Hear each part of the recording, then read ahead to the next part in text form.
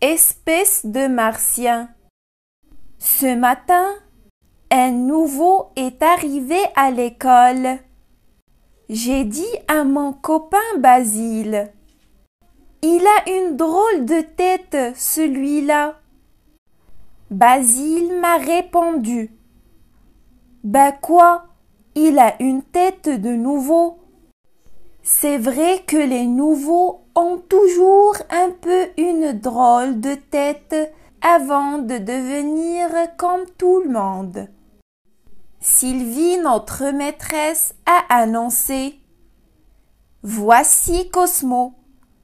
Je compte sur vous pour bien l'accueillir. » J'ai pouffé de rire en pensant « Cosmo, il vient d'où celui-là?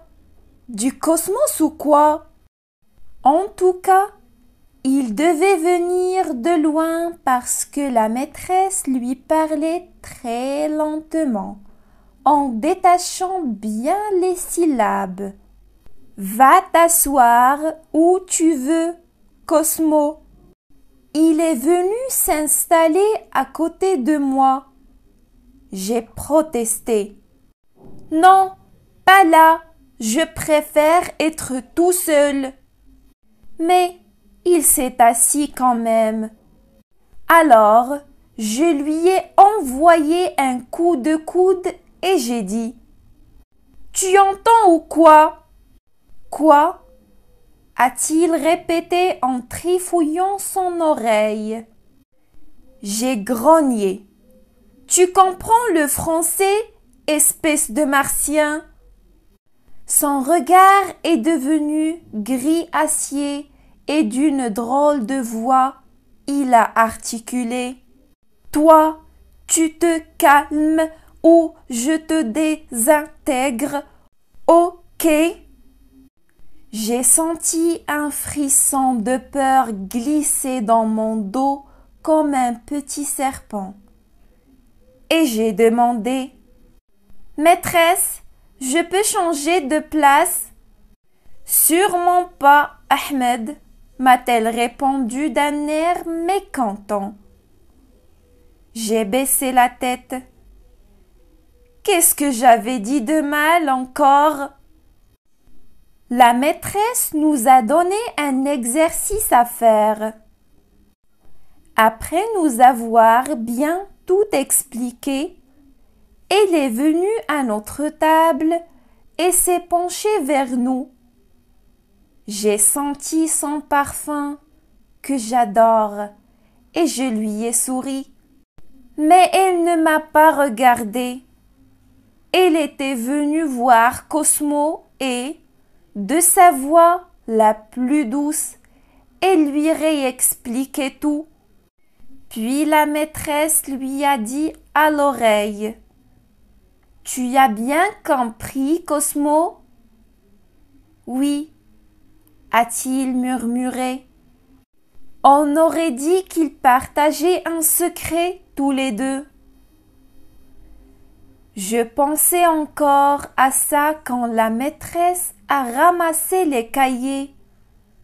Je me suis écriée. « Oh non, on vient à peine de commencer. »« Tu viens à peine de commencer, Ahmed l'escargot, » a rétorqué Sylvie.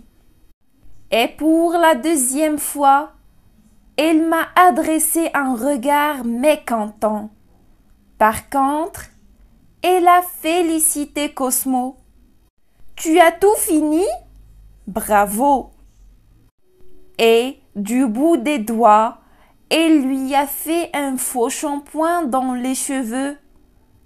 D'habitude, c'est à moi qu'elle le fait quand elle est contente de moi. Il commençait à drôlement m'énerver, ce martien. J'ai continué d'observer Cosmo. À midi, à la cantine, il a pris du chou-fleur.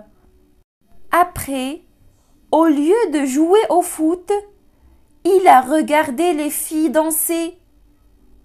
Il était vraiment trop bizarre, celui-là.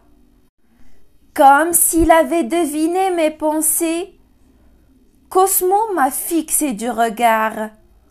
Ça m'a troublé et j'ai reçu le ballon en plein front. J'ai vu 36 étoiles, pire qu'au milieu du cosmos, à cause de ce martien encore. Alors, j'ai dit aux copains, je crois que Cosmo n'est pas comme nous. Il vient d'ailleurs. C'est une espèce de martien. Ah bon? S'est étonné mon copain Basile. Tu veux dire un martien qui viendrait de Mars, par exemple? Mon copain Tian a dit. Ça m'étonnerait. Il n'est pas vert. Mon copain Mehdi a ajouté. En plus, il est arrivé en bus avec sa mère, pas en vaisseau spatial. J'ai insisté. Cosmo fait semblant d'être comme nous, mais en vrai, il n'est pas comme nous. Si ça se trouve, il a des pouvoirs et il va nous désintégrer. Basile a eu l'air drôlement inquiet. Il a dit « Purée, je ne veux pas être désintégré, moi. Je vais lui demander d'être mon copain. » Cosmo allait-il maintenant me piquer mon meilleur copain? J'ai crié. Arrête, Basile, reviens. Mais Basile ne m'a pas écouté. Il est allé tout raconter à Cosmo. 2 minutes plus tard, Cosmo fonçait vers moi comme un taureau furieux. Il m'a crié de sa drôle de voix. Dis donc, toi, t'as déjà vu un martien en pétard?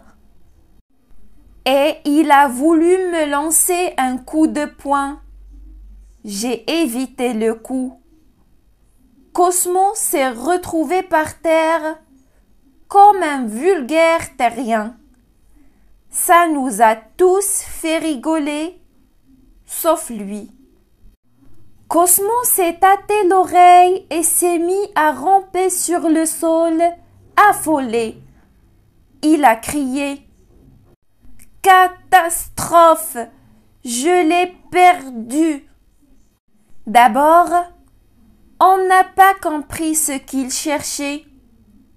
Et puis soudain, il a ramassé une sorte de petit bidule en plastique qu'il s'est rentré dans l'oreille en répétant « Pourvu que ça marche! Pourvu que ça marche !» On s'est tous regardés. Une petite lumière venait de s'allumer dans notre cerveau. Cosmo ne venait pas de Mars. Il était sourd. Sans Peggy, c'était une petite île de silence sur terre, au milieu de nous. Alors, j'ai dit « Pardon, Cosmo ». J'étais gênée.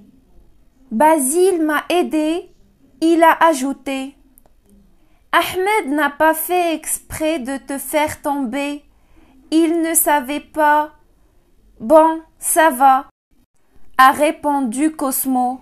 « À quoi on joue maintenant ?» C'est Tian qui a eu l'idée.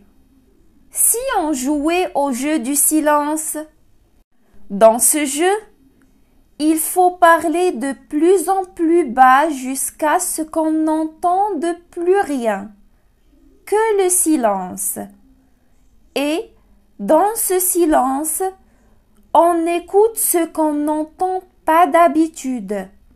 Moi, j'entends battre mon cœur, a murmuré Basile.